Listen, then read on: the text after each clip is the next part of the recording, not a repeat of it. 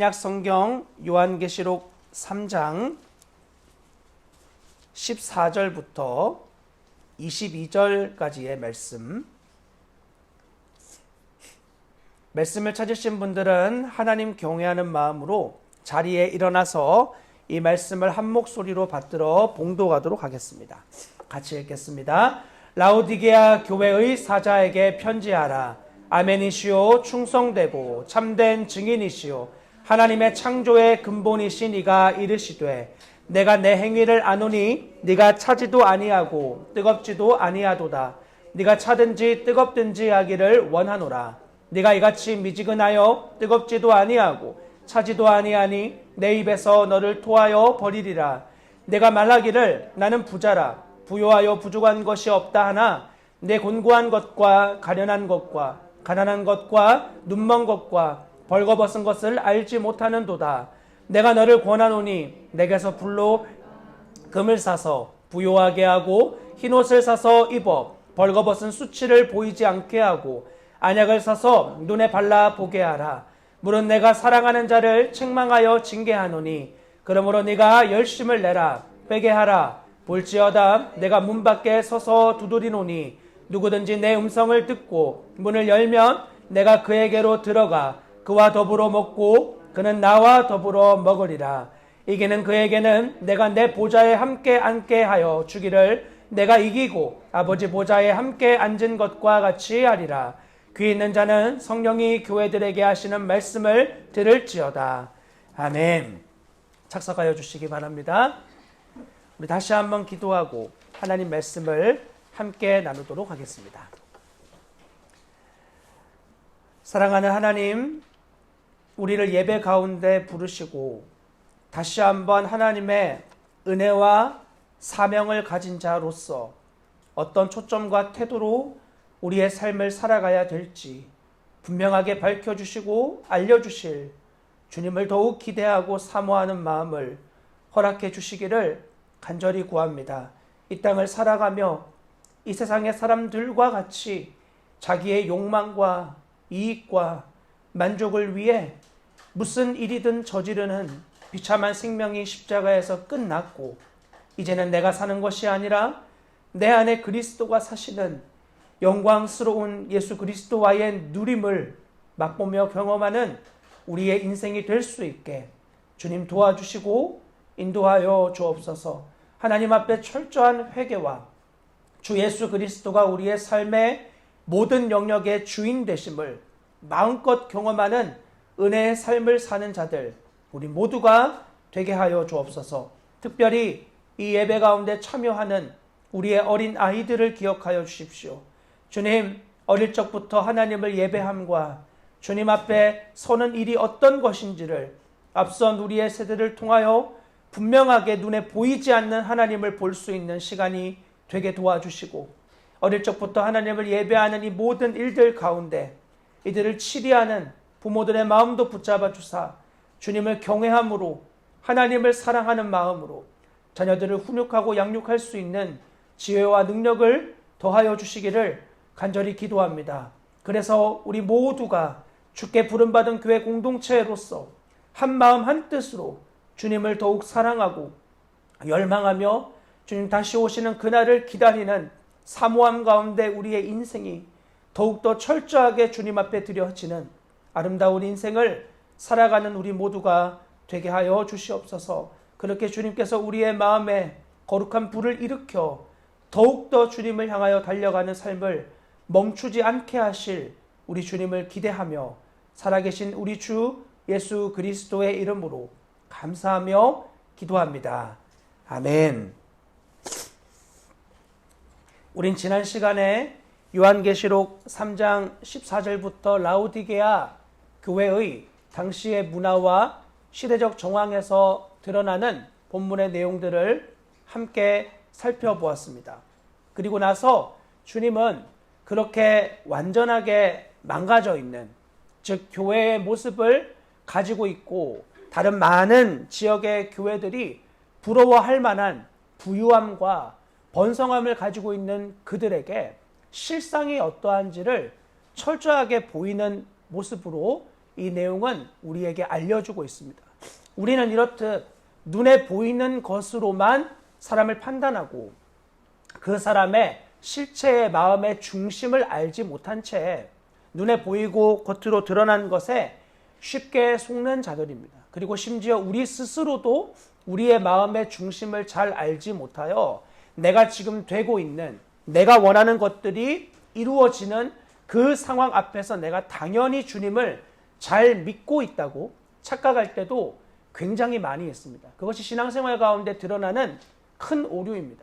주님은 우리의 삶이 이 시대와 혹은 이 시대가 요구하는 모습과 맞지 않는 모양으로 나타난다 할지라도 그것이 정말 주님과 함께하는 인생의 확실한 말씀이 있다면 그 어떤 현상에도 두려워하지 말라고 우리에게 말씀하고 있습니다. 여러분들은 그러한 의미에서 주님이 여러분들을 부르신 말씀이 있습니까? 여러분들의 현상과 주위의 사람들이 여러분들을 쳐다보면 야, 저런 식으로까지 예수를 믿어야 되나? 라고 하는 수많은 한탄과 또는 비방과 그리고 여러분들을 보면서 수많은 소리들이 있을 수 있는데 그러한 소리들을 내 마음 안에 요동치지 않고 잠잠하게 할 수 있는 주님의 말씀이 여러분들 안에 확고하게 뿌리를 내리고 있습니까? 그렇다면 그들의 말은 우리에게 아무런 영향을 미치지 못합니다. 실상은 우리를 걱정해주는 사람들과 우리를 위해서 말하는 사람들의 그 말들이 정말 우리를 사랑해서 하는 말일 수도 있고 아닐 수도 있는데 그런 것과 상관없이 그 말을 하는 사람은 우리의 인생을 완벽하게 도와줄 수는 없습니다. 우리를 사랑하든 사랑하지 않든 그들이 던지는 말은 우리의 인생에 좌지우지 되게 할 수는 있지만 그들이 우리가 넘어지거나 힘들어졌을 때 우리를 책임져 주지 못한다는 말입니다. 그래서 그들의 말에 우리의 마음이 빼앗기는 건 사실은 굉장히 어리석은 일입니다. 왜냐하면 그들의 인생조차도 실상은 자기도 자기의 인생을 어떻게 풀어나가야 될지 잘 모르는 우리와 같은 존재이기 때문이에요. 그들이 우리보다 낫다고 하는 건 예를 들면 돈을 좀 더 많이 가졌다든가 혹은 우리가 갖고 싶어하는 이 땅에서의 뭔가를 그들이 좀 더 소유하고 있다는 정도밖에 되지 않아요. 그러나 그것이 그들의 인생을 행복하게 만들고 즐겁게 만들고 그리고 마음껏 그 인생의 복락을 누리게 해도록 만들어주는 그러한 것으로 나타난다면 그렇게 사셔도 돼요. 그러나 우리 지난 시간에 함께 살펴보았듯이 이 땅에서 많은 재물을 가지고 있는 자들의 비참한 말로 예수를 믿는다고 하지만 많은 돈을 벌었던 한 증인, 이제는 목사님이 되신 그분의 삶 함께 살펴보며 얼마나 예수 그리스도가 주인이 되지 못한 물질이 우리 인생을 피폐하게 만드는지를 함께 살펴보았습니다. 그러므로 돈을 사랑하는 것은 굉장히 주의해야 될, 조심해야 될 일이며 그것은 우리의 영혼 전체를 들어 자각해야 될 일이기도 합니다. 많은 사람들은 이 일을 굉장히 쉽게 생각합니다. 주님이 재정만 허락해 주시면 내가 이 땅에서 물질을 솔로몬보다 더 지혜롭게 가꾸고 누릴 수 있을 거라는 착각을 가지고 삽니다. 그러나 보십시오.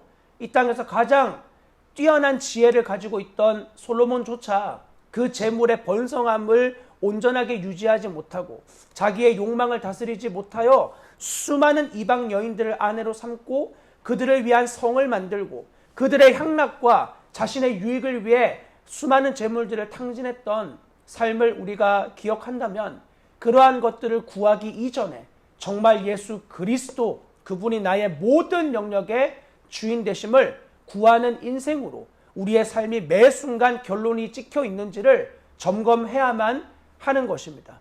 이렇게 라오디게아 교회는 주님이 알려주시기 전 그때까지 그들이 얼마나 주님이 보실 때 헐벗고 비참하고 부끄럽고 그리고 안타까운 인생이었는지 그들은 깨닫지 못했습니다. 사실 복음 앞에 서기 전에 우리의 모든 존재가 그렇습니다. 하나님이 우리의 실상을 알려주시기 전 나 정도 예수 믿으면 괜찮을 것 같고 나 정도 신앙생활하면 문제없을 것 같고 나 정도 주님을 믿으면 잘 믿는다라는 소리를 들었던 사람들이 있을 겁니다. 그러나 주님이 여러분들 앞에서 빛 가운데 나타나셨을 때 그 주님 앞에 선 나의 실체는 너무나 더럽고 비참하기 그지없는 존재였던 것을 여러분들은 경험적으로 알고 계실 겁니다. 내 숨쉬는 존재 자체가 하나님께 얼마나 죄악이 되어지는지를, 내가 어떤 열매를 맺어서가 아니라 나의 존재 자체가 하나님 앞에서 비참한 죄인이라는 사실을 그 빛 가운데에서 직면하는 거예요. 우리 이 땅에서의 법은 수많은 사람들의 행위들, 그들이 저지른 열매들에 대하여만 판단할 수 있습니다. 그래서 아무리 마음으로 수많은 음란의 죄를 품고 있어도 그것이 겉으로 드러나지 않으면 거기에 대해서 누구도 말하지 않아요. 그리고 스스로 자기도 아무 죄의 열매가 없기 때문에 괜찮은 사람이라고 속아요. 그러나 그것이 하나님 앞에서 정당하다는 인정을 받을 수 있는가? 그렇지 않습니다. 우리는 사람들의 시선과 평판이 두려워 내가 원하는 일을 하지 못할 뿐이에요. 이 정도까지 하면은 내 인생도 망가지고 나도 불쌍해지고 불행해진다라는, 여전히 안 하는 이유가 나 때문이에요. 내가 더 편한 삶을 살고 싶기 때문이에요. 용감한 사람들은 죄를 마음껏 짓습니다. 그것도 자기를 위해서이고, 참는 사람도 자기 인생을 위해서 그냥 참는 거야. 그 둘 다 하나님 앞에서 비참한 죄인이라는 낙인이 찍힐 수밖에 없어요. 마음으로 수많은 죄를 짓지만 저지르지 않았을 뿐이에요. 단순히 드러나지 않았을 뿐이에요. 마음으로는 더 많은 죄를 품고 살아가면서 안 지은 것을 가지고 자기가 깨끗한 존재라고 합리화하는 거예요. 이것은 주님이 우리에게 요구하시는 삶 아닙니다. 여러분들이 예수를 언제 믿었든 어떻게 교회 생활을 했든 그런 것들은 하나님 앞에 인정을 받을 수 없어요. 주님이 우리를 인정하시는 유일한 것은 그분이 나의 삶의 주인이 되시기 전, 내가 얼마나 모든 순간에 내가 주인 되어 살았던 비참한 존재인지를 철저하게 주님 수준으로 깨닫는 거예요. 하나님이 여러분을 어떤 죄인이라고 말씀하셨습니까? 다들 죄인이라는 고백은 교회를 다니니까 하실 터인데, 여러분 어떤 죄인입니까? 어떤 죄인이었습니까? 어떤 죄의 열매가 여러분의 인생의 발목을 붙잡고 주님 앞에 나아가지 못하게 막았었습니까? 아니면 드러난 죄가 없다면 여러분들의 마음 안에는 어떤 싸움으로 늘 죄를 탐닉하고 욕망하고 열망하고 있습니까? 이러한 것들이 하나님 앞에 철저하게 비추어지며, 오라 나는 곤고한 사람이다, 나는 죄인 중에 최고 괴수다라는 고백이 우리 안에 터져나오는 일이 먼저 예수 그리스도가 가장 기쁜 소식, 복음이 되기 전에 우리 안에 일어나는 당연한 반응이에요. 여러분들 이러한 일들이 없었다면 어쩌면 여러분들은 신자가 아닐 가능성이 있습니다. 단순히 교회를 왔다 갔다 하는 교인, 아주 세련되고 죄 안 짓는 교인일 수는 있지만, 하나님이 우리에게 요구하시는 철저한 죄인, 주님이 나를 구원하시지 않으면 소망이 없는 비참한 존재에 대한 자각이 없는 그러한 자에게 허락되는 구원은 존재하지 않아요. 나로서 내가 건진받을 수 없고 이 땅에 누구도 나를 새롭게 할 수 없는 비참함에 빠져있는 존재라는 것이 하나님을 예배하는 자리 가운데서 더욱 철저하게 드러나고, 그러면 그럴수록 우리를 정말 사랑하시는, 나도 사랑할 수 없는 나를 끝까지 사랑하시는 그 하나님의 놀라우신 사랑이 비로소 복음이 되어지는, 기쁜 소식이 되어지는, 정말 내 존재의 근원을 해결하시는 예수 그리스도가 나의 생명이 되어지는 이런 놀라운 은혜가 언제나 예배 가운데 우리를 관통할 수 있기를 주님의 이름으로 간절히 부탁을 드립니다. 19절의 말씀을 보면 이렇게 기록이 되어 있습니다. 물은 내가 사랑하는 자를 책망하여 징계하노니 그러므로 네가 열심을 내라, 회개하라. 하나님은 라오디게아 교회를 향하여 다시 한번 은혜의 기회를 주세요. 그들을 향해 말씀하시는데 사랑하는 자들이라고 이야기해요. 라오디게아 교회는 사실 이 7 교회 가운데서 가장 세련되게 하나님을 비방하는 존재였습니다. 하나님을 잘 믿는 줄 알았는데 그들의 영적인 것에 하나도 주님이 받으실 수 없는 것들만 가득한 거예요. 어떻게 이런 일이 있을 수 있나? 하나님이 허락하신 수많은 아름다운 것들을 가지고 자신의 영혼의 부요함을 채워본 적이 없고, 영혼은 완전히 누가 봐도 와 저렇게 되고 싶지 않아 하는 삐쩍 마른 기아와 같은 모습으로 그들의 영혼이 다 서 있는 거야. 그들에게 주님은 토하여 내치고 싶다고 말씀하셨으나 그것은 주님의 본심이 아닙니다. 기억하셔야 합니다. 하나님은 그들을 내치고 싶은 그러한 마음이 있습니다. 그러나 그보다 더한 것은 그들이 사랑받는 자들이고 돌이키기를 원하시는 하나님이시라는 사실이에요. 어떻게 하나님이 이런 두 마음을 가질 수 있는가? 그것은 전혀 어려운 일이 아닙니다. 자녀를 키워본 부모라면 자녀의 말 안 듣는 행동 때문에 정말 아주 강하게 혼내고 싶은, 화가 나는 이런 마음의 반응들을 한 번씩 다 경험해 보셨을 거예요.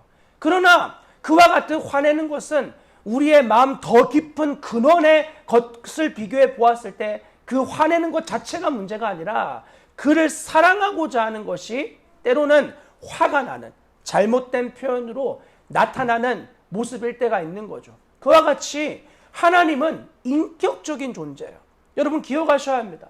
하나님을 단지 추상적인 신, 나와 다른 존재, 그래서 내가 아무리 마음껏 죄를 지어도 하나님께 돌아만 가면 주님이 나를 끝까지 사랑해 주시겠지 라는 식으로 하나님을 만홀히 여기는 자, 엘리 제사장의 두 아들 홈리와 비느하스가 계속해서 하나님의 성전에서 죄를 짓고 하나님의 재물을 가벼이 여기고 하나님을 온 마음 다해 사랑하지 않는 것을 아버지 엘리가 내버려 두면서 그렇게 하지 마라, 그렇게 하지 마라, 전혀 온 마음 다해 꾸짖지 않는 이 일에 대해 하나님 한 선지자를 보내어 그 집안을 저주하십니다. 내가 너희 집안에 오랫동안 영원히 나를 섬기는 제사장 집안이 되게 하겠다고 약속했으나 너희는 나를 귀하게 여기지 않으니 내가 너희의 집에 약속한 이것을 더 이상 지키지 않겠다. 내가 파기하겠다. 어떤 이들은 이 구절을 보며 어떻게 하나님이 한 번 약속하신 것을 다시 파기할 수 있는가? 여러분이 하나님이라고 생각해 보세요. 여러분이 하나님의 입장에 서 보세요. 배우자가 계속해서 다른 사람을 만나고 찝쩍거리고 마음을 나와의 배우자에게 두지 않는 이런 사람의 끝없는 그러한 일들에 대하여 여러분들은 그러면 그 일을 끝까지 계속하여 아무 말하지 않고 그렇게 참으십니까? 아무도 그러지 않지 않습니까? 왜? 하나님에 대해서 경외하는 마음이 없이 그분은 당연히 이러한 것들을 인정하실 거다 라는 식으로 하나님을 가벼이 만홀히 대하시는 겁니다. 하나님은 그러한 나를 사랑하는 자들을 내가 사랑하겠다고 약속하셨어요. 여러분 어떻게 주님을 사랑하시고 있나요? 어떻게 주님을 사랑하고 계시죠? 여러분의 삶은 주님을 사랑한다라는 고백이 어떤 삶으로 나타나고 있습니까? 라오디게아 교회에 대해서 주님이 너희가 정말 나를 사랑한다면 다시 돌아올 수 있는 기회를 하나님 허락하시는 거예요. 주님이 그들을 사랑하기 때문에 사실 우리는 주님을 사랑할 수 있는 거죠. 그 사랑이 무엇입니까? 그냥 넘어가는 게 아니라 그들을 바로 잡는 거예요. 어떤 사랑인가요? 책망하여 징계한다 라고 하는 이 단어. 책망과 징계는 사실 두 개가 다른 의미가 아니라 거의 똑같은 뜻인데 책망이라는 엘레케인이라는 이 단어의 의미는 상대의 잘못을 깨닫게 하고 수긍하도록 만드는 꾸짖음이라는 뜻이에요. 꾸짖는데 그 초점이 뭐냐면 잘못된 것을 받아들이기 위한 꾸짖음이에요. 징계는 종종 말씀드렸지만 파이데우라는 이 단어로 쓰이고 있는데 이것은 잘못을 뉘우치도록 나무라는 일이에요. 두 가지의 초점 다 그 잘못된 것을 바로 잡는 것에 초점이 있어요. 사단은 우리를 바로잡고 싶어 하지 않아요. 그래서 반드시 우리가 죄로 반응하면 우리를 정죄합니다. 정죄와 징계의 차이는 정죄란 죄가 있다고 도장을 찍어버리는 거예요. 너 죄인이야. 이게 정죄의 의미예요. 너 죄인이다. 너 죄 지었다. 그게 다예요. 그래서 우리를 사망으로 끌고 가요. 넌 죄인이니까 하나님 앞에 설 수 없고 너 같은 죄인은 주님이 사랑하지 않고 그 죄인은 반드시 하나님의 거룩하심 앞에 죽어야 돼. 그래서 우리를 점점 더 사망으로 끌고 가서 마치 가룟 유다가 자기가 지은 죄책감 때문에 예수를 팔아 넘겨버린 이 일에 대한 양심의 고통과 죄책감이 극심해져서 자기를 자살로 이끌고 가는 이러한 것이 바로 정죄예요. 정죄. 그러나 징계와 책망은 그런 것이 아닙니다. 그래서 히브리서 12장 5절의 말씀을 보면 주님이 이렇게 말씀해요. 또 아들들에게 권하는 것 같이 너희에게 권면하신 말씀도 잊었도다. 일러스되 내 아들아 주의 징계하심을 경히 여기지 말며 그에게 꾸지람을 받을 때 낙심하지 말라. 주께서 그 사랑하는 자를 징계하시고 그가 받아들이는 아들마다 채찍질 하심이라 하였으니 너희가 참음은 징계를 받기 위함이라. 하나님이 아들과 같이 너희를 대우하시나니 어찌 아버지가 징계하지 않는 아들이 있으리요. 징계는 다 받는 것이거늘 너희에게 없으면 사생자요 친아들이 아니니라. 또 우리 육신의 아버지가 우리를 징계하여도 공경하였거늘 하물며 모든 영의 아버지께 더욱 복종하며 살려 하지 않겠느냐. 그들은 잠시 자기 뜻대로 우리를 징계하였거니와 오직 하나님은 우리의 유익을 위하여 그의 거룩하심에 참여하게 하시느니라. 무릇 징계가 당시에는 즐거워 보이지 않고 슬퍼 보이나 후에 그로 말미암아 연단받은 자들은 의와 평강의 열매를 맺느니라. 아멘. 이렇듯 하나님은 자신의 사랑하는 자녀들을 반드시 징계하고 사랑받는 자일수록 사실 더 많은 징계를 받아요. 왜냐하면 우리는 예수 그리스도의 수준까지 자라나도록 부름받은 자들이기 때문입니다. 그리스도의 완전한 존재로 자라나기까지 먼저는 이전에 내가 주인되어 내가 익숙하게 살던 모든 행동, 모든 습관, 반응들에 대한 철저한 다루심이 우리 안에 당연히 있어야 됩니다. 여러분 군대만 해도 생각해 보십시오.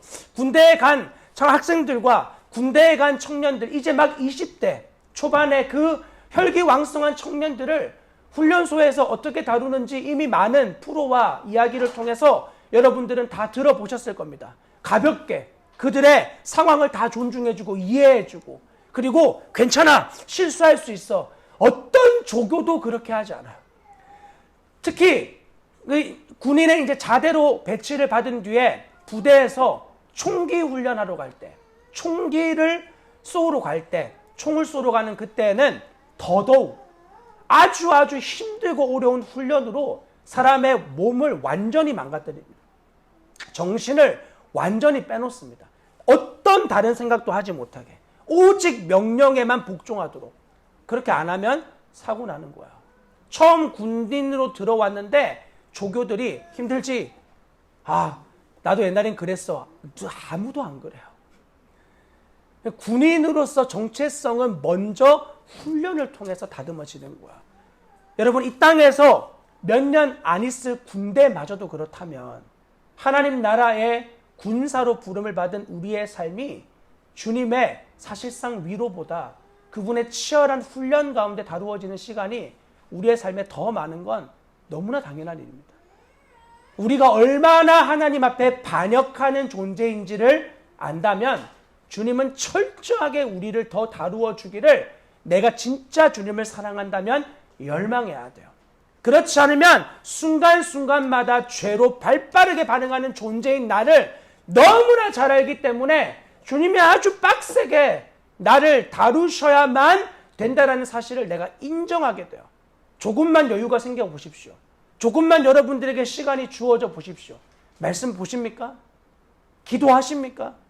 하나님의 마음을 알기 위한 주님과의 교제로 나아가십니까? 아니면 유튜브 보십니까? 너무 분명하고 너무 우리 안에 실제적인 이야기 아닙니까? 여유만 주어지면, 잠깐의 시간만 생기면 내 유익을 위해서, 어떤 이들은 이런 이야기를 하면 그럼 우리 유튜브 보면 안 되냐? 봐도 돼요. 그런데 그렇게 그거 보고 사모하는 것처럼 주님을 사모하시냐고요. 주님을 그렇게 열망하시냐고요. 오늘 못 본 그 짤막한 내용을 주님의 말씀 열망하는 것 같은 열망함으로 그렇게 대하고 있잖아요. 오늘 못 본 영상이 있으면 견딜 수가 없잖아요. 주님이 다시 오시는 것은 별로 안 기다려지는데 다음 편은 너무 기다려지잖아요. 여유가 생기면 거기로 달려가잖아요. 이런 우리의 존재를 볼 때마다 하나님이 나를 다루시지 않는다, 더 철저하게 다루시지 않는다, 이것은 내가 주님과 아주 멀리 있다고 생각하시면 돼요. 하나님이 나에게 간섭하시지 않는 건 너무나 슬프고 비참한 일이에요. 사울을 보십시오. 그가 주님의 음성을 더 이상 듣기를 거절한 그때부터 하나님 그에게 말씀하시지 않기로 결단하세요. 하나님이 말씀하지 않는 사울의 삶을 보세요. 자기의 왕권을 하나님이 허락하신 것인데 그 왕권을 붙잡고 놓지 않기 위해서 얼마나 두렵고 무서운 일들을 마음껏 저지르는지. 하나님이 더 이상 주인 아니에요. 그러니까 자기에게 허락된 그것을 자기가 이게 인생의 주인이고 유지하기 위해 아주 치열하고 치밀하고 잔인하게 이것을 위해서만 살아가는 거야. 말은 거창하죠. 다 내가 너희를 위해서 그렇게 열심히 일하는 거야. 부모들, 자녀를 위해서 열심히 일해서 그들에게 제일 좋은 걸 주고 싶잖아. 저희가 어릴 때 부르던 노래, 어른들은 몰라요. 맛있는 것만 사주고 예쁜 옷만 입혀주면 그만이냐고. 그렇게 하면 그만인 줄 알았어요. 우리 부모 세대는 못 누렸으니까. 그렇게 해서 미친 듯이 했어요. 그리고 자녀들은 어떻게 되었죠? 전혀 그것에 대한 부모의 사랑을 받지 못하는 거예요. 함께 있고 싶은, 복음의 노래가 아닌데도 세상의 가치를 가지고 있는 사람이 만든 노래에도 부모에게 필요한 건 같이 있는 거지 예쁜 옷, 장난감 그거 아니라는 걸 분명하게 알아요. 그러나 우리의 존재는 그렇게 나의 삶을 자녀에게 쏟아붓고 싶지 않아요. 이번 코로나 사태로 인해서 특히 우리나라는 그런 통계를 내지 않았지만 중국에서 그리고 유럽에서는 가정폭력 지수가 급증하면서 엄청나게 많은 가정학대가 일어나기 시작했습니다. 왜 이런 일이 일어날까요? 다 밖에 이제 나가지 못하고 가정 안에서 함께 지내면서 서로가 서로의 실체를 깨닫게 되어지는 거야. 그제서야 직면하는 거야. 그제서야 깨닫고 내가 이 자녀를 사랑할 수 없는 거죠. 그래서 처음 코로나 터졌을 때 우리나라에서도 마트에 장난감을 살 수가 없을 정도였어요. 다 못 나가니까 다 뭐 하죠? 장난감 사주는 거. 그리고 이거 가지고 놀아. 키즈 카페 같은 데 가보면 엄마 아빠들이 아이들과 노는 사람이 없어요. 다 식당에서 그 공간에서 핸드폰 하고 있고 아이들 혼자 놀아요. 저희는 아이들 있는 곳에서 핸드폰을 쓰지 못하잖아요. 키즈 카페 가면 같이 놉니다. 좀 모질한 사람이구나 할 정도로 아이들과 같이 놀아요. 그러면 그 주위에 아이들이 다 저희한테 와요. 그리고 아저씨 놀아주세요. 이게 여러분들은 너무 웃긴 이야기인데 저는 볼 때마다 너무 마음이 아파요. 아니 어떻게 이곳에 와서 다 갖춰져 있잖아. 근데 놀아달라는 거야. 이게 얼마나 슬픈 이야기인 줄 아세요? 놀이터에서 아이들이 저희 아이들과 제가 같이 놀고 있으면 다 와요. 아저씨 저희도 같이 해도 돼요? 같이 술래잡기 하고 같이 모래놀이하고 이게 얼마나 여러분 슬픈 이야기인 줄 아세요? 그렇게 같이 안 놀면 다 손에 핸드폰 하고 있는 거야. 여러분 이렇게 자녀를 어떻게 사랑해야 되는지조차 그들이 진짜 뭐가 필요한지를 알지만 심지어 하지 못하는 이런 안타까운 인생을 수많은 사람들이 살아가고 있음을 이 코로나 시대를 통해서 또 분명하게 봐요.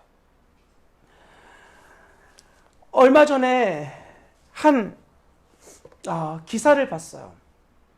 16개월 되어진 한 여자아이에 대한 내용이었어요. 16개월 된 여자아이가 죽은 거예요. 뭐 그런 일들이 얼마든지 있을 수 있죠. 그런데 이 아이는 어떤 가정에 입양된 아이였어요.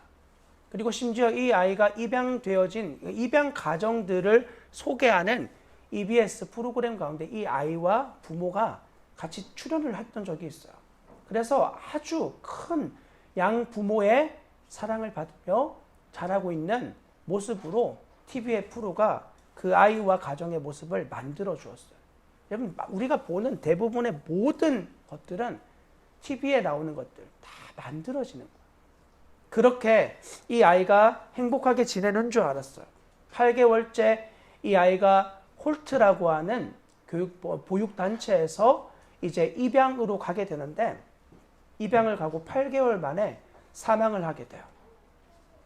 어린이집과 그리고 양부모의 지인, 소아과 의사가 3번이나 아동학대의 정황이 의심된다고 신고를 했습니다. 그러나 이 일에 대해서 부모들이 소환이 됐고, 이 아이가 몸무게가 빠진 건 아이가 입에 너무 큰 상처가 나서 잘 못 먹어서 그런 거다. 그거 잘못 신고된 거다. 이런 식으로 해서 다 무마해서 잘 풀려났어요. 그리고 얼마 전 이 아이가 4번째로 아동학대 신고가 들어왔고, 그 아이는 병원으로 급하게 이송이 되어졌고, 그곳에서 아이는 생명을 잃게 되었습니다. 이 아이가 병원에 왔는데 평소에도 아이가 몸에 피멍이 그렇게 많고, 긁힌 자국, 체중이 감소하고 영양실조와 같은 모습을 보이는 거야.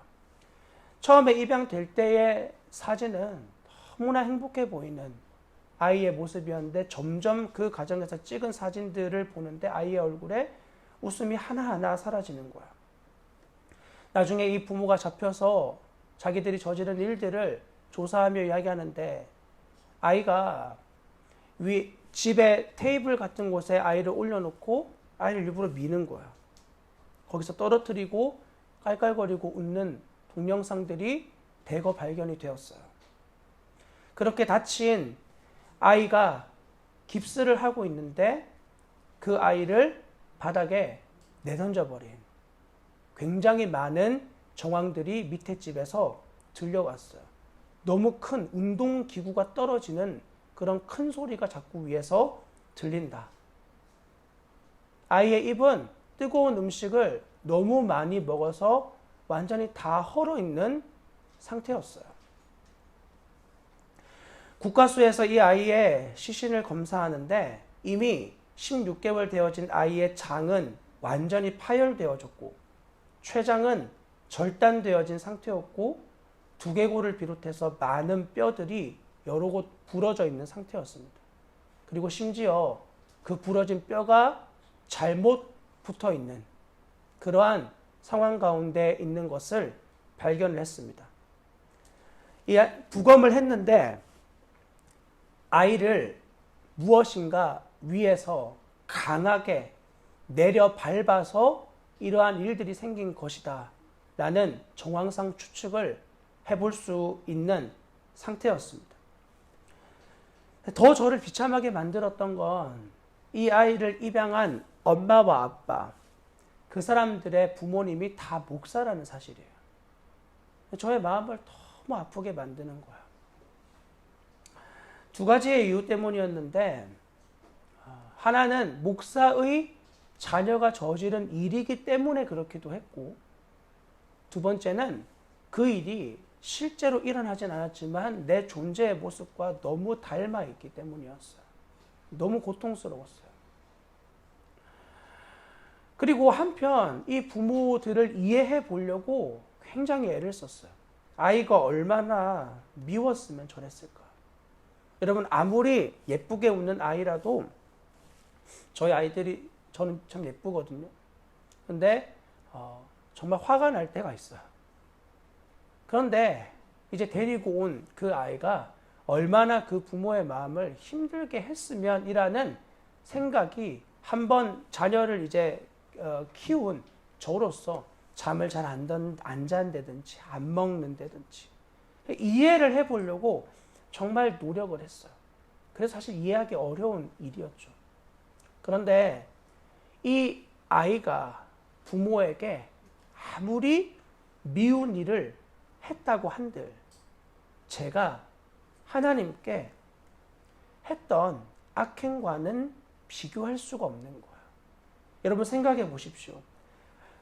이 한 부모도, 이 땅의 부모도 자기와 다른, 자기가 원하지 않는 반응을 행하는 아이를 사랑하지 못해요.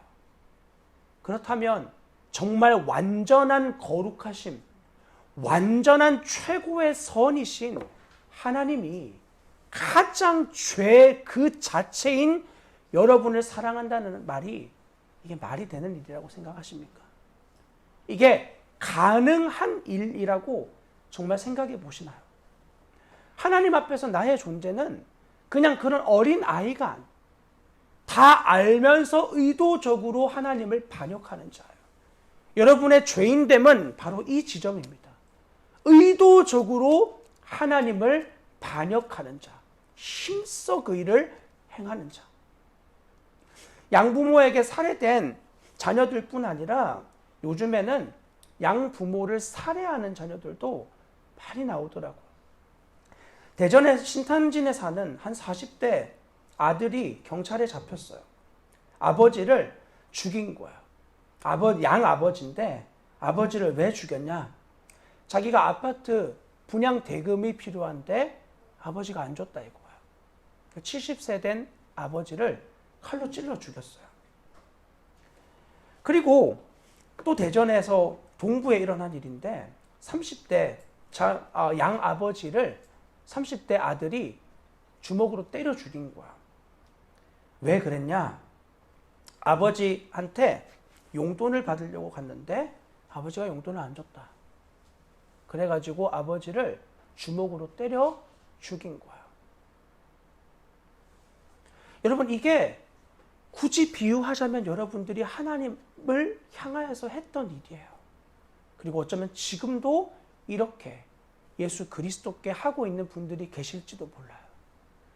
여러분, 하나님의 가장 완전하신 사랑하는 독생자 예수 그리스도를 십자가에 못 박았다라는 말은 다른 사람이 아니라 여러분들이 그를 십자가에 못 박은 거예요. 여러분이 예수님을 십자가에 못 박은 거예요. 그리고 그 밑에서 조롱하고 멸시하고 내려오라고. 하나님의 아들이면 내려와 보라고. 그리고 우리를 구원해 보라고. 그 존재가, 악랄한 존재가 이스라엘 사람 아니라 나예요, 나. 여러분, 이렇게 하나님 앞에 여러분의 존재가 비추어져 보신 적이 있으신가요? 회개는 고사하고 하나님 앞에서 그렇게 행하고 내가 무슨 잘못을 저질렀는지 전혀 모르겠다고 이렇게 반응하는 우리의 모습 아닌가요? 주님은 그런 우리에게 끝없이 기회를 주셔요. 20절에 나와 있는 것처럼 그들에게 볼지어다 내가 문 밖에 서서 두드리노니. 주님이 두드린다라는 이 말은 복음으로 초대하는, 예수 믿는 예배당으로 초대하는 이런 의미가 아니에요. 주님이 지금 문을 두드리고 있는 이유는 그들이 마음을 열어 예수 그리스도를 주인으로 모시는 자리에 다시 한번 기회를 주시는 거야. 내가 지금 너의 마음을 두드리고 있어. 너 지금 문을 열어야 돼. 계속해서 두드리시고 우리를 끝까지 인격적으로 대우하시는 거야. 하나님의 끝없는 손길로 가장 반역하는, 문을 걸어 잠그고 절대로 나오지 않을 우리에게 끝없이 문을 열라고 요청하시는 반역자들을 향하여 하나님 우리를 끝까지 사랑하시는 모습을 알려주시는 거예요. 그래서 그들에게 나의 음성을 듣고 문을 열면 내가 그에게로 들어가 그와 더불어 먹고 그는 나와 더불어 먹겠다고 이 말씀을 하시는데, 여러분, 주님과 더불어 먹는다는 이 표현은 이사야서 49장에 가시면 14절부터 이렇게 기록이 되어 있어요. 오직 시온이 이르기를 여호와께서 나를 버리시며 주께서 나를 잊으셨다 하거니와 여인이 어찌 그 젖먹는 자식을 잊겠으며 자기 태에서 난 아들을 긍휼히 여기지 않겠느냐. 혹시 잊을지라도 나는 너를 잊지 아니할 것이라. 내가 너를 손바닥에 새겼고 라고 기록되어진 말씀을 우리는 기억할 수 있습니다. 사람들이 하나님께 이렇게 말하는 거야. 하나님, 내가 이런 죄를 지었습니다. 전 이런 죄인입니다. 그래서 하나님 나를 버리셨고 주님 저를 잊으셨습니다. 제 인생은 제 겁니다. 내 마음대로 살 겁니다. 하는 자들에게 하나님 그들에게 말하는 거예요. 젖먹이는 여인이 자기의 자녀를 혹시 잊을 수 있을지라도 나는 너를 나의 손바닥에 새겼다. 여러분이 손바닥에 새겼다라는 표현이 그냥 감상적인 의미가 아니에요. 손바닥에 새겼다라는 의미가 뭐냐면 당시의 종들이 주인의 이름을 자신의 손바닥에 새긴다라는 의미예요. 종들이 주인의 이름을 새기는 것처럼 하나님께서 여러분들의 이름을 자신이 종이 되어 여러분들을 섬기는 그 자리에 내려가시겠다라는 의미예요. 내가 반드시 기억해야 될 이름을 난 절대 잊을 수 없어. 봐라, 내가 너희를 손바닥에 새겼다. 그러면서 그 사건이 누가복음 12장에 이렇게 해석이 되어져요. 보십시오. 허리에 띠를 띠고 등불을 켜고 서 있어라. 너희는 마치 그 주인이 혼인 집에서 돌아와 문을 두드리면 곧 열어주려고 기다리는 사람과 같이 되어라. 당연하죠. 우리는 주님의 종이니까. 그런데 37절이에요. 주인이 와서 깨어있는 것을 보면 그 종들은 복이 있으리라. 내가 진실로 너희에게 이르노니 주인이 띠를 띠고 그 종들을 자리에 앉히고 나와 수종 들리라. 이게 지금 무슨 말이죠? 종들이 주인이 다시 오시는 걸 기다린 거야. 당연한 일이에요. 종들은 원래 그래야 돼요. 그리고 주인이 왔을 때 종들은 그 주인을 섬겨야 돼요. 그런데 놀랍게도 그렇게 기다린 그 주인이 종들을 보며 너무 기뻐하면서 너희 식탁에 앉아. 내가 너희를 섬길게. 그리고는 종처럼 띠를 띠고 그들을 수종드는 이런 말도 안 되는 일을 하겠다고 주인이 이야기를 하는 거야. 그런 주인은 당시에도 지금도 누구도 존재하지 않아. 이게 어떤 의미죠? 바로 저와 여러분들과 같은 가장 하나님 앞에 반역하는 존재를 위해서 예수 그리스도가 하늘의 왕권을 가지고 있는 그분이 여러분들의 생명을 구원하기 위해 자신이 죄인된 자리에 내려오셔서 우리와 같은 생명이 되셔서 이 땅에서 자기의 생명을 내어주신 십자가의 사건을 의미하는 거야. 여러분의 종된, 여러분을 섬기기 위한 가장 반역한 존재를 구원할 수 있는 유일한 일을 위해서 하나님이 자기의 왕권을 내려놓고 이 땅에 가장 비참한 존재로 오신 사건, 십자가의 구원의 사건, 우리를 온전하게 섬겨주신 이 일을 주님이 요한계시록에서 이렇게 말씀해요. 내가 두드리고 있어. 너 나와 더불어 먹자. 내가 너희를 섬겨줄게. 여러분, 예수 그리스도가 주인 대신 정말 그 놀라운 경험과 은혜가 있는 사람들은 예수 그리스도와의 친밀한 교제와 이 자리를 반드시 사모하게 돼요. 무엇으로도 여러분 이 땅에서 여러분과 만나는 대부분의 사람들이 여러분의 마음을 헤아리지도 못할 뿐더러 여러분의 인생을 심지어 책임도 못 져준다는 사실을 앞서 언급했습니다.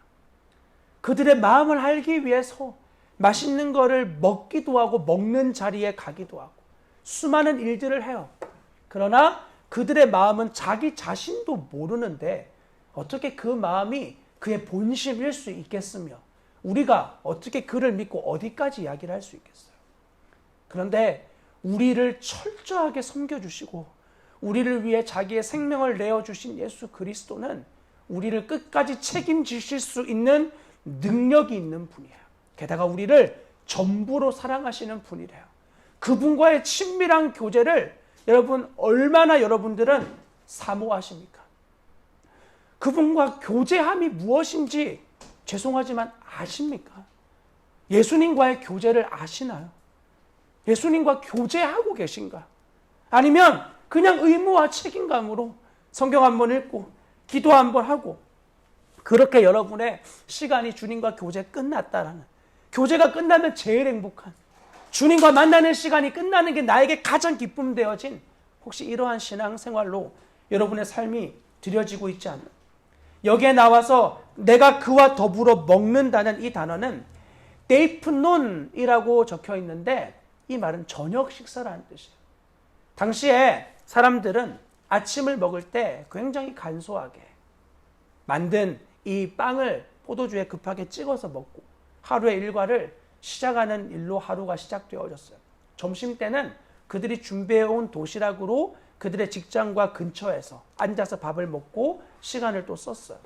그리고 여기 적혀 있는 먹는다라는 말, 저녁 식사 때, 그때 그가 가장 사랑하고 기다리는 사람들과 함께 모여 하루의 일과를 그들과 함께 나누고, 너무나 기쁜 나눔인 거죠. 왜냐하면 내 마음이 너무 다 이해를 받으니까. 내 마음이 온전히 그와의 대화에서 완전한 해결함을 받으니까 이 교제는 너무 기다리고 즐거운 시간이 되는 거예요. 이 땅의 배우자 누구도 그 일을 해주지 못합니다. 이런 이야기를 하면은 왜 그랬어? 그렇게 하면 안 되지. 더 불을 일으키잖아요. 진짜 도움이 안 되는구나. 그렇게 막 우리의 소망이 다 끊어지는데 주님은 우리의 마음을 완전하게 이해하세요. 우리의 마음을 다 헤아리면서 우리를 십자가로 보내요. 그 주님과의 아름다운 교제의 시간이 여러분의 삶 가운데 정말 누려지고 있나요? 그렇지 않으면 여러분 예수님 여전히 의무감으로 믿는 수준밖에 되어지지 않는 거예요. 21절 보십시오. 이기는 그에게 내가 내 보좌에 함께 앉게 하여 주기를 내가 이기고 아버지 보좌에 함께 앉은 것과 같이 하리라. 하나님의 보좌라는 것은 그분의 통치와 다스림을 의미하는 단어라고 말씀을 드렸어요. 주님의 통치하심, 하나님의 다스리심, 죽고 나서 천국에서 새하늘과 새 땅에서 다스리는 그 삶은 여러분 이 땅에서 바로 여러분의 삶의 자리에서 시작되어지고 있습니다. 예수님이 내 마음의 주인이 되신 순간부터 하나님의 나라가 여러분의 삶에 임하는 거예요. 그러면 하나님의 나라가 내 마음에 임했다는 건 하나님의 통치를 받기 시작한다는 거예요.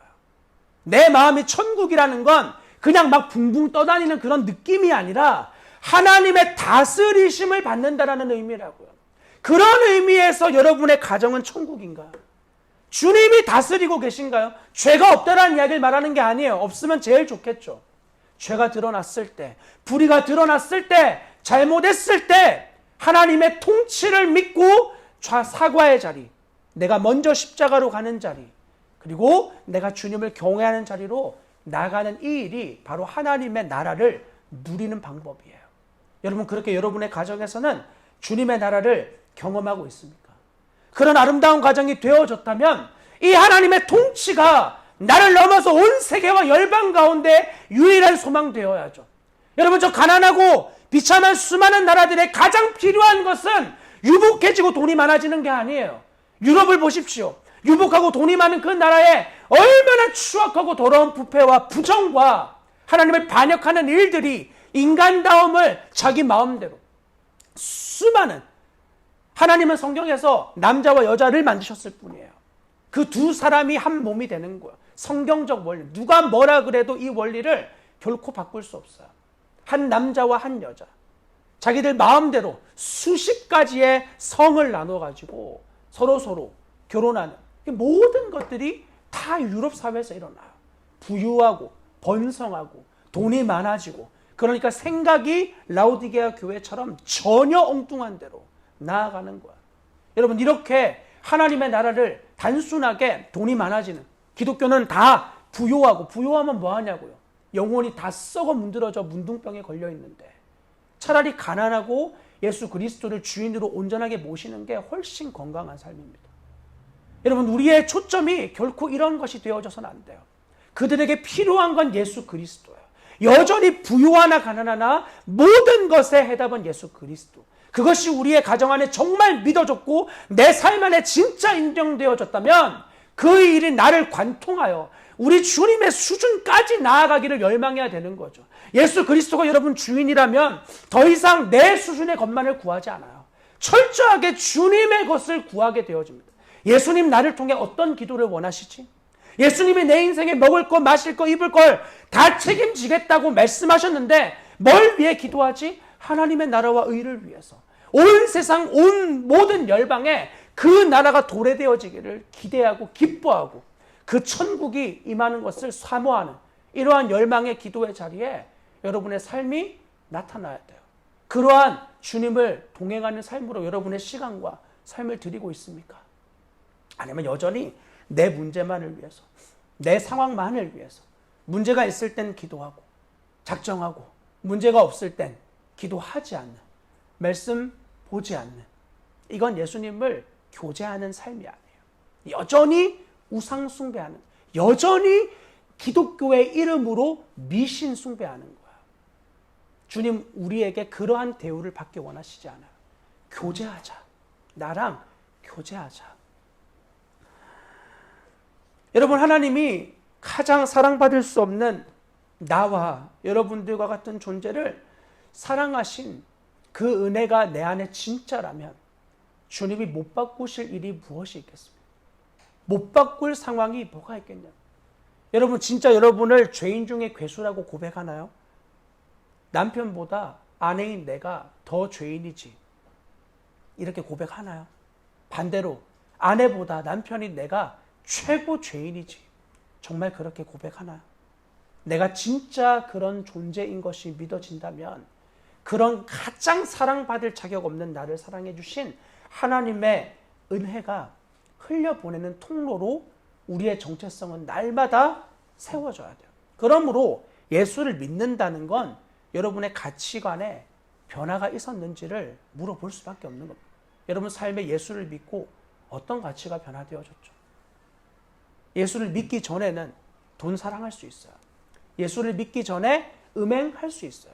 거짓말 마음껏 할 수 있어요. 내가 주인인데 내가 하고 싶은 대로 살아도 아무 문제 없어요. 믿기 전에는. 그러나 그분이 나의 삶의 주인이 되었습니다. 더 이상 나를 위한 삶이 없어요. 나를 위한 삶이 없다니까. 오늘날에 결혼을 하고 이 아이를 입양한 부모의 삶을 보세요. 하는 이해가 돼요. 한 명 있을 때보다 두 명 있으면 더 정신없고 점점 더 자기의 삶은 없어지고 그래서 자기의 삶이 없어지는 것을 아이를 학대하는 것으로 합리화하고 변명하는 이런 자기 아이를 놓아도 산후우울증에 걸리는 시대를 살아가고 있는 이제는 자녀에 대한 우리의 부모 세대 같은 책임감이 점점 더 사라져요. 여러분 보이시지 않습니까? 이제는 책임감으로 아이들 키우는 세대 끝났어요. 오직 자기 욕망을 위해서만 살아가요. 얼마든지 자기 욕망을 위해서 아이 버릴 수 있고 이전에 우리의 부모 세대에는 부모 자녀는 천륜이라 그런 일 있을 수도 없다고 생각했어요. 참고 살았어요. 참고. 이제는 그러한 세대마저도 되지 못하는 거예요. 이제는 참음도 없어요. 내 욕망을 위해서 무슨 짓이든 저지를 수 있는 세대를 우리가 살아가고 있어요. 그런 세대 가운데에서 정말 이 세대를 본받지 않고 철저하게 예수 그리스도의 가치로 살아가는 삶. 여러분 우리의 본성으로는 우울증 걸려서 못 삽니다. 우리의 본성으로는 내 모든 존재 가치가 사라져버리는 순간 우린 우울증에 걸려서 미쳐버려요. 내가 인정받고 싶은데 내가 존중받고 싶은데 이게 우리의 죄된 본성이거든요. 그러나 그리스도가 우리의 가치관을 바꾸시는 순간 내가 드러나지 않고 나타나지 않아도 내 안에 계신 예수님만 높임받으면 너무 아멘, 너무 기뻐. 그걸로 충분해요. 여러분 안에 그런 선한 싸움들이 있지 않습니까? 그런 여러분들의 삶을 정말 축복합니다. 내가 존중받고 내가 높임받고 싶고 내가 인정받고 싶은 모든 것들이 주님께도 초점이 맞춰져서 주님만 영광 받으시면 괜찮아요. 주님만 아시면 돼. 이런 믿음의 선한 싸움을 싸우는 사람들, 가치관이 바뀐 사람이에요. 그러한 바뀜이 여러분들 안에 있었냐고요. 예수를 믿고. 지금도 현재 진행형으로 되어져 가고 있나요? 지금도 여전히 여러분들에겐 주님이 높임받으시고 인정받으시면 충분한가요? 아니면 여전히 나의 섬김과 나의 흘려보냄과 나의 은혜 보냄에 대해서 통로가 된 종인 내가 인정을 못 받는 것에 여전히 길길이 날뛰고 있는 모습으로 반응하고 있나요? 여러분 우리는 어떤 은혜를 받았는지를 기억해야 합니다. 하나님이 얼마나 소망 없는 존재를 불쌍히 여겨주셨는지. 그래서 지금 나의 나 된 것은 하나님 은혜라는 말 외에 하나도 내가 드릴 수 있는 고백이 없어요. 지금도 주님이 아니면 저는 아까 언급했던 이런 학대하는 부모 그 이상이면 이상이었지 그 이하의 삶이 아니었을 거예요. 주님이 우리의 가정을 지켜주셨고 우리의 자녀들을 지켜주셨기 때문에 이 정도인 거지 하나님 은혜 아니었다면 정말 비참한 모습으로 저의 삶은 드러났을 거예요. 겁이 없어서 겁이 나가지고 사람들 시선 때문에 단지 못 저질렀을 뿐이에요. 너무나 완악한 존재에게 베푸신 은혜. 그 은혜를 기억하면 무슨 일이든 다 감당할 수 있어요. 여러분이 주님이 허락하신 것을 감당 못하는 이유는 죄송하지만 다른 이유가 아닙니다. 내가 주님으로부터 어떤 은혜를 받았는지 모르거나 잊어버린 거야. 그러면 내가 여전히 주인 되어서 살고 싶은 익숙함으로 살아가게 되고 그렇게 살아가는 사람들이 점점 부러워지기 시작해요. 그러면서 우리 마음 안에 천국만 가면 되지 뭐. 이렇게 이 땅에서 예수님 전혀 못 누리는 것을 다 안 누리니까 당연하게 여기는 삶. 가장 불쌍하고 굶주린 영혼의 삶이에요. 저는 여러분들의 이 땅에서 삶이 좀 힘들고 어려워도 그 가운데서 진짜 예수 그리스도를 발견하고 그분과의 친밀한 교제 안에서 매 저녁마다 새 힘을 얻고 주님이 새 날을 주셨을 때 그 날을 기대하고 소망하고 오늘도 마음껏 예수 그리스도 생명으로 살 수 있는 주님 날 주셨구나. 오늘도 내 생명 내 거 아니라 정말 주님을 위한 생명이구나. 되어지지 않을 때 더 치열하게 주님께 무릎을 꿇고 하나님 사랑할 수 있게 해달라고. 하나님 진짜 감당할 수 있게 해달라고. 하나님 저로서는 안 되는데 이 상황을 정말 돌파할 수 있게 해달라고. 하나님의 진리가 정말 제 마음 안에 결론이 되게 해달라고. 주님이 아이들 사랑하는 거, 아이들을 내게 오는 거 금하지 말라고 말씀하셨는데 주님 제 마음 안에도 주님과 동일한 마음이 어떤 순간 상황에도 되어지게 해달라고. 그렇게 주님 앞에 구하게 되는 거예요. 며칠 전에 저희 집 보일러가 고장이 났어요. 그래가지고 집이 막 찬 거예요. 가보니까 보일러 밑에 이제 물이 뚝뚝뚝 하고 이제 떨어지는 거죠. 보일러가 고장이 나서 이제 집에 급하게 갔는데 보일러에서는 물이 떨어지고 그래서 수건으로 이제 대충 처리를 하고 보일러 뚜껑을 열었는데 왜 남자들이 알지도 못하면서 자동차도 중고차 사러 가서 본넷도 한번 열어보듯이 보일러 열었는데 막 알아야죠. 아무것도 모르는 건 거예요. 보일러를 그냥 가만히 쳐다보면서 뜨거운 물이 또 나와요. 뭐 얼은 건 아닌데 뭐지? 그리고 막 인터넷을 찾는데 아이들은 이제 보일러를 열었잖아요. 너무 신기해. 저 창고에 있는 보일러에 마치 판도라의 상자가 열리듯이 쫙 열려지는 그걸 보고 너무 기대하고 신나는 마음으로 그 구석에 와서 제가 열심히 찾고 있는데 옆에서 아빠 제가 뭘 좀 도와줄까요? 아빠 제가 뭘 좀 해줄까요? 이러면서 옆에 서가지고 계속 쫑알쫑알 하는데 아이들에게 저리 가. 아빠 지금 일하니까 가까이 오지 마. 그리고는 아이들을 다 밖에 내쫓아냈어. 막 저 창문에서 쳐다보고 마치 뭐 대통령 온 것처럼 보일러 뜯은 거를 그렇게 관심 있게. 근데 아내가 이제 저의 그 표정을 직감한 거죠. 얘들아 다 이리 와. 그리고는 다들 마루에서 책을 읽어주고 그러는 시간을 보내면서 한참을 기다렸어요. 아빠가 일찍 와서 같이 놀아주고 같이 시간 보내줄 것을 기대하고 있던 아이들이 또 한 몇 시간을 그냥 그렇게 마루에서 시간 보내. 결국은 아무리 인터넷을 찾아도 답을 찾을 수가 없었어요. 그냥 거기 전화해서 그 센터에 전화해서 방문 예약 받으면 끝날 일. 제 마음 안에 그 상황에 주님을 주목하지 못하는 거. 어차피 고칠 능력도 없는 보일러를 뭐 전공한 것도 아니고 아무것도 모르는데 그냥 고장 났네. 이거 내 능력 밖의 일이네. 이거 얼른 전화하고 나 애들하고 좀 놀게. 애들은 조금 차가운 방에서 자도 그날 아빠와 신나게 놀면 그걸로 너무 행복한 아동. 아이들은 환경이 안 좋다 그래서 별로 마음 쓰지 않아. 어른들이나 그렇지. 여러분 이렇게 주님이 허락하신 상황 안에 그 아이와의 교제의 시간을 못 누리고 그렇게 그 하루가 저물어지는 모습을 보면서 제 마음속 안에 여전히 조금만 내가 원하지 않는 상황이 생기면 또 내가 주인 되는 거예요. 조금만 내가 원하지 않는 일이 벌어지면 거기에서 또 내 본성대로 행하고 싶어 하는 거예요. 그때 주님 주목하는 게 죄송하고 부끄럽지만 저도 참 익숙하지 않고 쉽지가 않아요. 여러분의 삶에는 어떤 이런 부분들이 있습니까? 진짜 예수님이 주인 되셔야 돼. 여기 마지막에 이렇게 본문에 적혀 있죠. 귀 있는 자는 성령이 교회들에게 하시는 말씀을 들을지어다. 귀가 있으면 들으라는 거예요.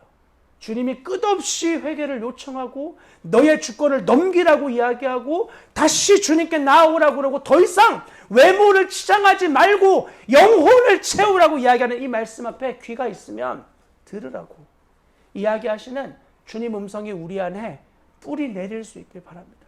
여러분 그리고 되어지지 않는다면 주님께 구하세요. 그날 저녁에 저희 학교에서 하는 교사 책을 읽는데 이 보일러의 사건을 통해서 주님이 얼마나 여전히 내가 주인된 이 모습의 반응인지 그제서 깨닫게 하셨어요. 우리 인간은 꼭 지나고 나면 후회하잖아요. 그리고 다음에 그 순간 오면 또 똑같은 짓 저지르잖아요. 그런데 그날 그 저녁 밤에 그 책을 읽으면서 주님 앞에 기도했어요. 하나님, 제가 여전히 주인 되어진 존재입니다. 다음 날 되면 보일러를 열고 아이들에게 보여주겠습니다. 이건 저를 아시는 분은 아시겠지만 제가 할 수 있는 고백이 아니에요. 제가 할 수 있는 고백이 아니에요. 지금 제가 보일러를 다시 열고 아이들에게 보여주겠습니다. 그리고 아이들에게 설명해 주겠습니다. 아이들이 신나하는 모습을 주님 안에서 누리겠습니다. 하나님, 이거 감당할 수 있게 힘 주십시오. 주님 진짜 사랑할 수 있게 주님 은혜를 베풀어 주십시오. 저희 큰아이가 요즘에 나이가 들어서 잠을 잘 안 자요. 그래서 제가 가끔 예배 끝나고 들어가서 같이 둘째, 셋째는 자고 있고 제가 아이를 안고 재울 때가 많아요. 이렇게 잠을 재우는데 제가 큰아이에게 이제 다음 주면 우리 학교가 끝나고 나면 아빠랑 우리 시간 좀 많이 보내자. 1박 2일로 어디 가서 아빠는 좀 쉬고 오자. 그런데 이제 이 아이가 그날 설교를 들은 거예요. 자면서. 그때 제가 이제 학교 감당하는 일이 정말 쉽지 않아서 너무 힘들다고. 그래서 아무것도 안 하고 좀 쉬고 싶다고. 시간이 주어지면 이렇게 했던 걸 듣고는 제가 그렇게 말하니까 아빠 너무 힘들잖아. 아빠는 우리랑 있으면 너무 힘들잖아. 그래서 아빠 혼자 좀 쉬고 오세요. 이러는 거예요. 아빠 혼자 쉬고 오세요. 그 말을 듣는데 아이를 꼭 끌어안아줬어요. 아이야, 지금 외에는 아빠가 너랑 같이 있을 시간이 나중에는 점점 더 없어질 거야. 지금이 같이 있을 수 있는 가장 최고의 시간이야. 아빠가 힘들더라도 너희랑 같이 있는 게 아빠에게 행복함이 돼. 이거 주님 아니면 이렇게 고백 못하는 거 아시잖아요. 그리고 그 아이를 끌어안고 그 아이와 어떤 시간을 보내면 행복해할지 검색하지 않았어요. 왜냐하면 아이는 부모와 함께 있는 그 자체를 가장 행복해하니까. 함께하는 시간, 같이 있는 순간, 이게 바로 교제예요. 여러분, 이렇게 주님과 교제하시나? 너무너무 고독하고 외로운 자리에서도 나와 함께 하시는 예수 그리스도, 그분의 이름을 부르면 그분과 너무나 가까운 친밀함을 누리는, 그분으로 충분한 고독함이 너무나 은혜가 되어지는, 더 주님으로 확증되어지는 그러한 모든 순간과 상황에 주님으로 충분함을 누리는 사람, 이 사람이 그리스도인이에요. 저는 우리가 단순히 라우디게아 교인, 서머나 교인, 에베소 교인, 이런 교인들 되지 않게 여러분들이 예수 그리스도의 사람, 성도, 거룩한 하나님의 사람으로 여러분을 보면 여러분과 함께 하시는 보이지 않는 예수님과의 친밀한 교제가 올 한 해가 저물어가는 시간 가운데 더욱 깊어지고, 그럴수록 이 땅의 소망이 이 앞에 있는 촛불처럼 시간이 지나면 꺼질 그때 영원하신 소망 되신 예수 그리스도의 다시 오심을 더욱 기다리는 우리의 삶이 온전하게 드려지고 나타날 수 있기를 주님의 이름으로 간절히 부탁을 드립니다. 기도하도록 하겠습니다. 우리 같이 좀 기도하고 싶습니다. 이 시간에 하나님이 여러분들의 죄인된 존재를 건져내기 위해 얼마나 생명나에 사랑하셨는지를 다시 한번 기억하게 해달라고 주님께 구합시다. 사랑받을 자격도 능력도 실력도 심지어 하나님을 반역하던 우리를 사랑하시되 끝까지 사랑하신 그 은혜를 입은 자로서 우리의 삶에 더욱더 주님이 문 두드리시는 부분을 마음껏 열며 주님 이곳에도 주인이 되어주시고 이 영역에도 예수님 주인 되어주시고 마음껏 통치해 주시고 다스려 주시고 주님만 영광 받으시는 통로 우리의 삶이 되게 해 주십시오. 우리 그렇게 주님 앞에 우리의 삶을 잠깐 올려드리며 결단하며 기도로 나아가도록 하겠습니다. 기도합시다. 하나님 감사합니다.